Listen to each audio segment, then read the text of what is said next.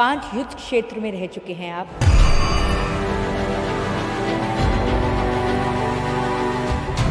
अब कभी भी रशिया का हमला हो सकता है आपके अपने घर यानी कि कीव पर। जी। किस तरह का था वो पूरा मंजर? तो बहुत ही खौफनाक था, बहुत ही भयानक वक्त था वो, अगर मैं याद करूँ। हिंदुस्तानी होने की वजह से आपको इधर उधर कहीं नहीं जाना पड़ा, आपको पता था मैं हिंदुस्तान अपने वतन लौट सकता हूँ। जी, वो बहुत बड़ी एक नेमत है हम पे कि हम हिंदुस्तानी हैं। क्या ये लग रहा था कि नहीं, शायद जो युद्ध है वो टल जाएगा या ऐसा हो ही नहीं सकता? समझ तो आ रहा था कि हमला होगा, लेकिन था कि सरहद पे होगा। जो पहला हमला हुआ सुबह 5 बजे 24 फरवरी 2022 को, जी। आप अपने परिवार के साथ उस वक्त कहाँ थे? हम जब एयरपोर्ट जा रहे थे, एकदम जैसे अंधेरा का वक्त भी नहीं, और लेकिन अंधेरा ऐसा जैसे लोगों के दिलों पे। एयरपोर्ट पहुंचे तो इंडियन स्टूडेंट्स की इतनी बड़ी कतार, इतनी बड़ी लाइन। यूक्रेन में कैसा घर छोड़ के उस दिन कैसे पार्क में बैठे हुए थे आप? देखिए, अब यूक्रेन में तो सब घर बार सब छोड़ के हम तो एक सूटकेस लेके भागे थे। ये क्या पता 2 दिन का, 4 दिन, 4 का 5, 5 का 10, फिर हमें एहसास हो गया ये तो शायद रुकेगी नहीं। तो अब हम चाहेंगे कि आप हर एक ज़बान में हमको ज़रूर कुछ ना कुछ। मैं ज़मीं पर अमन और सुलह की आरज़ू करता हूँ। भगवान जो हम हिंदुस्तानियों से मोहब्बत करते हैं उसका भी कोई अंदाज़ा लगाना बहुत मुश्किल है। अफगान की बड़ी आदत है कि पिकनिक में वो बैठ के पूरा खाना लेके जाते हैं, हाँ। वो बनाते हैं। हमने कश्मीर में भी देखा है, पूरा परिवार वहाँ पे जी, इकट्ठे खाना बनाते हैं, फिर बर्तन भी वहीं साफ करते हैं। बिल्कुल बिल्कुल बिल्कुल। हो गया कहीं मेरा दोस्त मेरा वतन, खो गया कहीं मेरा दोस्त मेरा वतन, था जो खुदा कभी बन गया महज सनम।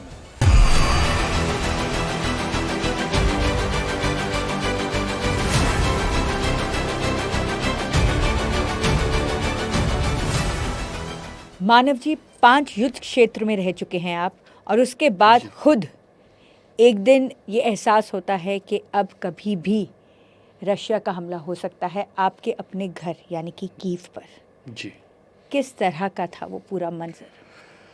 और बहुत ही खौफनाक था, बहुत ही भयानक वक्त था वो, अगर मैं याद करूँ। फरवरी 2022 का जो 24 फरवरी को जब 5 बजे सुबह हमला शुरू हुआ, उससे ठीक रात पहले, और बल्कि 2-3 दिन अगर हम उसको थोड़ा सा ज़िक्र करें, उस वक़्त एक जैसे होता है काम बिफोर द स्टॉर्म, जैसे बिल्कुल एक ईरी सा एटमॉस्फेयर हो गया था, जैसे तूफान के आने से पहले का सन्नाटा आपको सबको बिल्कुल समझ आ रहा था। सबको समझ क्या आ ये लग रहा था कि नहीं, शायद जो युद्ध है वो टल जाएगा या ऐसा हो ही नहीं सकता? जी, ऐसा है। देखिए, 21वीं सदी में ये ख़्याल कि हम पूरे यूक्रेन पे इतना बड़ा हमला होगा, और ख़ासकर कि उसकी जैसे राजधानी राजधानी पे, है कीव पे, कीव बिल्कुल। पे, तो वो तो देखें, अब मैं कहूँ कि दुनिया के जो एक्सपर्ट्स और एनालिस्ट भी थे, 1% को ख़्याल होगा इतनी प्रिपरेशन का। समझ तो आ रहा था कि हमला होगा, लेकिन था कि सरहद पे होगा, जहाँ पे ईस्टर्न फ्रंट पे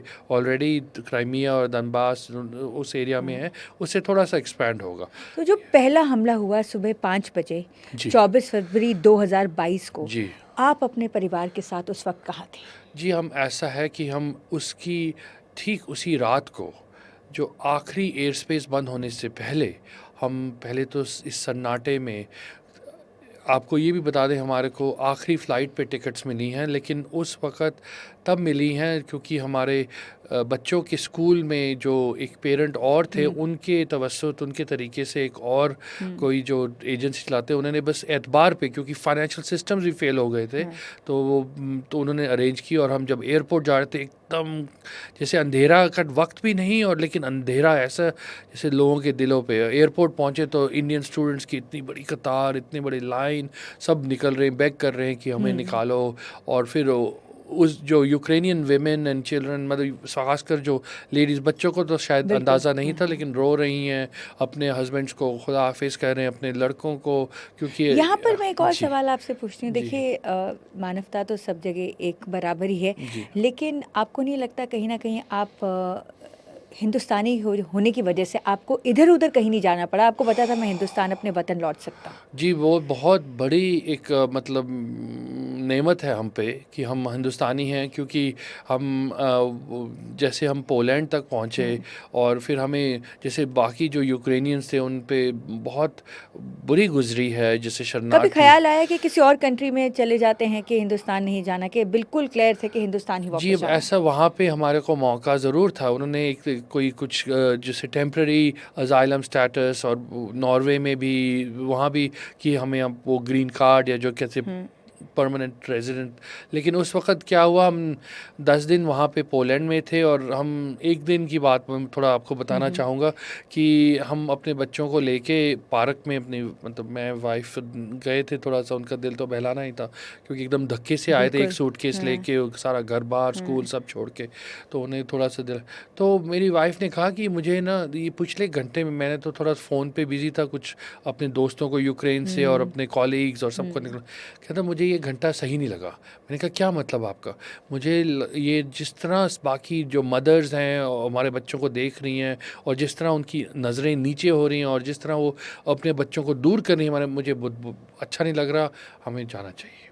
तो वो एक तरह से, चाहे आप रेसिज्म का, या चाहे कोई अजीब सी बात, या वो हमें एहसास हुआ, या क्या बात है, या वो वहाँ पे एक थोड़ा-सा आपके रोमा लिए टर्निंग पॉइंट था कि जी, नहीं अब वहाँ हिंद पे एक थोड़ी-सी रेसिज़्म टुवर्ड्स रोमानी बच्चे भी होते हैं। आपने देखा होगा कि आपने पढ़ा होगा, जिप्सी कहते हैं वो बिल्कुल। जो वो, तो हमारे बच्चों को, जैसे हमारे रंग को उन्होंने सोच के कि शायद ये वो हैं, या वो बेगर्स हैं, या क्या हैं, तो इस तरह दूर। तो उन्होंने कहा हमें हमें अपने बच्चों पे ये गुज़रना नहीं, क्योंकि यूक्रेन में कभी ऐसा एहसास नहीं हुआ। यूक्रेन में कैसा घर छोड़ के उस दिन कैसे पार्क में बैठे हुए थे आप?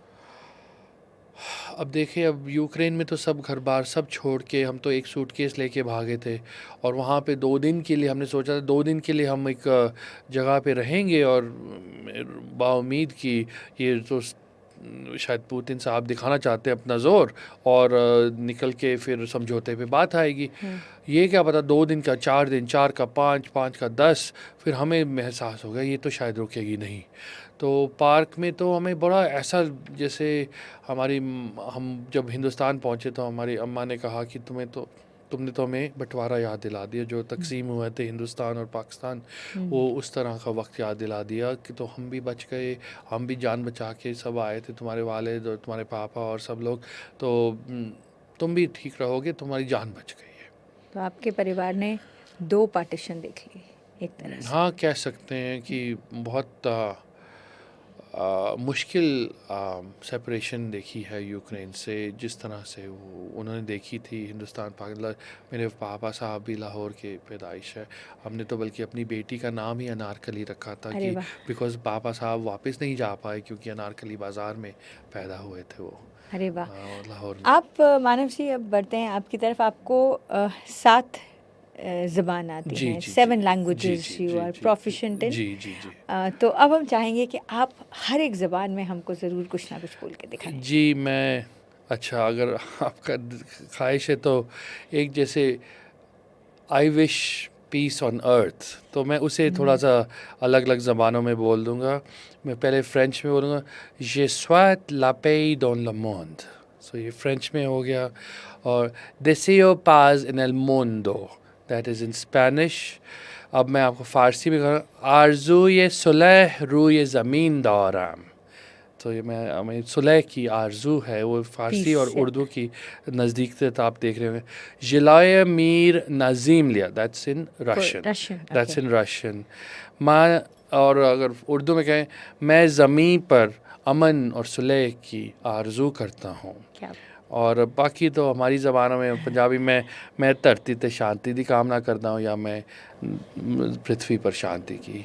कामना करता है। अ, आपने बताया कि आप अलग-अलग जो उपद्वीप पे गए, हर कॉन्टिनेंट में कुछ फ़ॉल्ट लाइन्स थी। जी। वो क्या थी हमें ज़रूर बताएँ? जी, जैसे हर जो बड़े क्षेत्र में या महाद्वीप में जैसे आपने कहा वहाँ पे एक तरह से दरारें या फॉल्ट लाइंस बन जाती हैं जिसे पॉलिटिक्स या पॉलिटिशियन या कोई तरीके से इस्तेमाल करके या उसका गलत एथनिसिटी इस्तेमाल के बेस पे। अब हर जगह अलग होती है। अच्छा। अब मैंने जैसे नॉर्थ अमेरिका में देखा है रेस के बेसिस पे होती है कि आप भूरे रंग के हैं या काले रंग के हैं, सफ़ेद के हैं या यूं हैं। जब जैसे बॉल्कन्स में हमने काम किया था, जो बॉल्कन्स मतलब यूगोस्लाविया के जब टुकड़े हो रहे थे और सेंट्रल एशिया जो ये जैसे फॉर्मर सोवियत एरियाज़ में, वहाँ एथनिसिटी जैसे आपने जिक्र किया वो बहुत ज़रूरी होता है। वो चाहे उनका मज़हब एक ही हो, लेकिन उनको ये होता है कि हम उज़्बेक हैं या हम किर्गिज़ हैं, उस बात को बहुत ज़ोर से पकड़ के रखते हैं। जैसे अगर आप वेस्टर्न यूरोप की बात करें, वहाँ पे एक कॉन्सैंग्युइनरी और लाइक ब्लड लाइन का बहुत चक्कर होता है कि Okay. Are you bloodline from Europe, are you an immigrant bloodline. Oh, तो वो उसे अपना जैसे रशियन के नस्तयाशी या असली नहीं मानते, तो वो फॉल्ट लाइन बहुत दरारें आपने पॉलिटिक्स में देखा होगा, राइट विंग मरीन Correct. लुपा की। और बाकी हिंदुस्तान में तो हमें मालूम है कास्ट या मज़हब पे या दीन और धर्म पे हो जाता है या कास्ट पे हो जाता है। तो हमने ये माना है कि टू पूरे मीर में, पूरी दुनिया में आप ये देखें कि दरारें अगर इंसान को बनानी तो बना सकता है, या अगर मोहब्बत की जैसे उसके ऊपर लेप लगा के उससे नज़रअंदाज करना है तो वो भी एक भर भी चांस है। सकते हैं, बिल्कुल। तो जितनी भी आप कंट्रीज़ में रहे, जितने भी आप उपद्वीप में रहे, जी जी। सबसे खूबसूरत जो देश था आपको कौन सा लगा? देखिए, मेरे निजी और शख्सी तौर पे तो मुझे अफ़गानिस्तान से बहुत बेतहाशा मोहब्बत है, और अफ़गान जो हम हिंदुस्तानियों से मोहब्बत करते हैं उसका भी कोई अंदाज़ा लगाना बहुत मुश्किल है। अब यूँ मिसाल के तौर पे बताऊंगा, जब मैं 2004 में हम जैसे डिप्लोमेट्स या उनको हमारे को इजाज़त थी कि अगर हमने मीना और शराब की कोई बोतल लेनी हो तो हमें एक स्पेशल दुकानें होती थी ड्यूटी फ्री, और वहाँ जाया इजाज़त थी। तो एक दफ़ा सुप्रीम एक दुकान होती थी, वहाँ पहुंच के अपने ड्राइवर के साथ, बस इत्तेफाक की बात है मैं सब अपने आईडीज़ पासपोर्ट सब भूल गया। तो बस गाड़ी में उमूमन होते थे लेकिन भूल गए। तो वो उन्हें गार्ड ने पूछा आप कहाँ से हैं, हिंदुस्तान से हैं पाकिस्तान से? मैंने कहा भाई हम हिंदुस्तान से हैं। कौन से पंजाब से हो? मैं भाई अब हिंदुस्तानी पंजाब से हैं, लुधियाना से। अरे भाई दरवाज़े खोलो, ये हमारे बहुत ही कदीमी दोस्त हैं, पुराने भाई हैं, जिसने अमेरिका या रूस या दुनिया भर तो अपने फ़ायदे के लिए आते, ये हमारे असली दोस्त हैं जनरेशन बात से, है। सदियों से। तो ये तो काबुली वाला से भी कदीमी दोस्त हैं। तो आप दरवाजे सब खोलिए और जो भी शॉपिंग करनी है इनकी पासपोर्ट दोबारा, कोई सवाल ही पूछे जाएंगे। अब भाई ऐसे मुल्क से और ऐसे लोगों से मोहब्बत कौन ना करे। कौन ना करे, बिल्कुल। खूबसूरती की जब और बात एक हो। और छोटी सी बात बताऊं, मेरे जो वहाँ कुछ पाकिस्तानी दोस्त भी यूएन में बन गए थे, उन्होंने एक बार जब अच्छे दोस्त बन के कहते हैं भाईजान जब भी हम बाहर जाते हैं अगर कोई बाई चांस थोड़ा सा तनाव हो, मुश्किल हो, हम तो कह देते हैं हम इंडियन हैं। तो कह देते कि भाई हमारे न मारे क्योंकि हम हमसाए हैं, हमारे पे तो बहुत पत्थर मारते हैं। क्योंकि अफगान को तो पाकिस्तान से बहुत मतलब नफरत हो गई थी क्योंकि वो तालिबान को सपोर्ट देते थे। कहते जो हम यूएन में हम भी बोल देते हम इंडियन ही हैं, हमें प्लीज़ बख्श दो।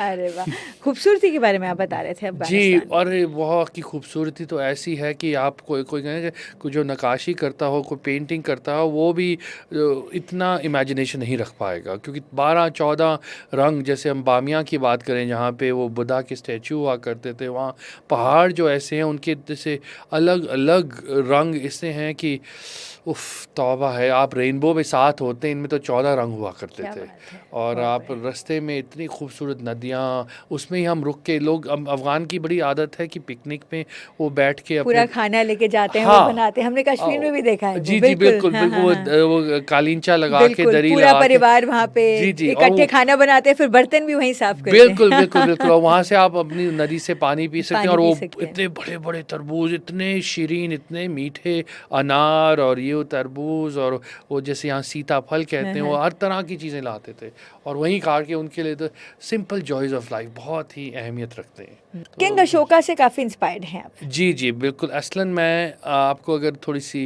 अपनी खुद की निजी हिस्ट्री जैसे आपने पूछा बताया, तो मैं जब यहाँ से, मैं यहीं लुधियाना का ही पैदा, पंजाब से हूँ पैदा, और मेरी परवरिश और 15 साल तक पढ़ाई भी यहीं हुई थी, यहीं के एक स्कूल में। तो उसके बाद मैं कॉलेज वगैरह वगैरह के लिए बाहर अमेरिका चला गया था, कैलिफोर्निया में। अब मेरे वालिदैन जो पेरेंट्स हैं दोनों डॉक्टर हैं, तो मैंने भी मेडिसिन में ही वहीं पे तालीम तरबियत शुरू की। 3 साल 3.5 साल के बाद मैंने मेडिसिन छोड़ दी, और मतलब मेरे माताजी बहुत नाराज़ हुए, क्या क्या कर रहे ज़ाहिर-सी हैं, बात है। ज़ाहिर-सी बात है। तो असलन उस वक़्त मैंने एक मंथन या एक मेडिटेशन की कि मैंने सोचा कि क्या मेरे को सही से इंस्पायर किया जाता। तो मुझे मेरी 5वीं कक्षा 5वीं क्लास के जो सिविक्स के जो एक लेसन थे, उसमें किंग अशोका, जिसका आपने ज़िक्र किया, याद आया कि आफ्टर बैटल ऑफ कलिंगा उन्होंने सैनिटेशन और नालियाँ और इंफ्रास्ट्रक्चर पे बहुत काम किए। मुझे महसूस हुआ हिंदुस्तान में भी ये बहुत ज़रूरी है, हमें सफाई की और हमें बड़े इंफ्रास्ट्रक्चर की। जैसे आज की दौर में भी हम अब बात करें इंफ्रास्ट्रक्चर कितना ज़रूरी है, तो हमने उस टाइम एक जैसे निर्णय लिया या एक संकल्प लिया कि अब हम इसी पे काम करें। दूसरा, मुझे मोहब्बत थी शायरी से, और जैसे कहते कविताओं से। मैं टैगोर साहब से और शिव कुमार बटालवी पंजाबी में, और सबसे बहुत ही जैसे क्या प्रेरित था। तो मैंने सोचा कि क्यों ना मैं इन दोनों को अपना ज़िंदगी का सबब, ज़िंदगी का एक लक्ष्य या बना दूं कि शायरी और फिर सियासत। इस इंटरव्यू की जो है हम अब इसकी समाप्ति भी एक आपके शेर के साथ करते हैं। जी, एक छोटी सी नज़म सुनाऊंगा मैं, मेरा खोया हुआ वतन। और ये मैंने कई साल पहले एक पाकिस्तान कॉन्फ्रेंस में जो न्यूयॉर्क में हुई थी वहाँ भी सुनाई थी, पर आज इजाज़त दी तो बिल्कुल जी, इरशाद। जी शुक्रिया। खो गया कहीं मेरा दोस्त मेरा वतन, खो गया कहीं मेरा दोस्त मेरा वतन, था जो खुदा कभी बन गया महज सनम। चमन में थी न खुशबू न सरोवर में चांद, चमन में थी न खुशबू न सरोवर में चांद, खाक में थी न रंजिश न पत्थर में जान। बोया था जो बीज उखड़ नहीं पड़ता है आज, बोया था जो बीज उखड़ नहीं पड़ता है आज। चीरी थी जो चादर पिरोती नहीं है आज, चीरी थी जो चादर पिरोती नहीं है आज। हाँ सोचा था फुरकत में मोहब्बत जवां होती है, हाँ सोचा था फुरकत में मोहब्बत जवां होती है। हाँ सोचा था साए में भी सोहबत जिया करती है। खो गया कहीं मेरा दोस्त मेरा वतन, था जो खुदा कभी बन गया महज सनम। शुक्रिया। सुभान अल्लाह। Thank you so much. Thank you. Thank you.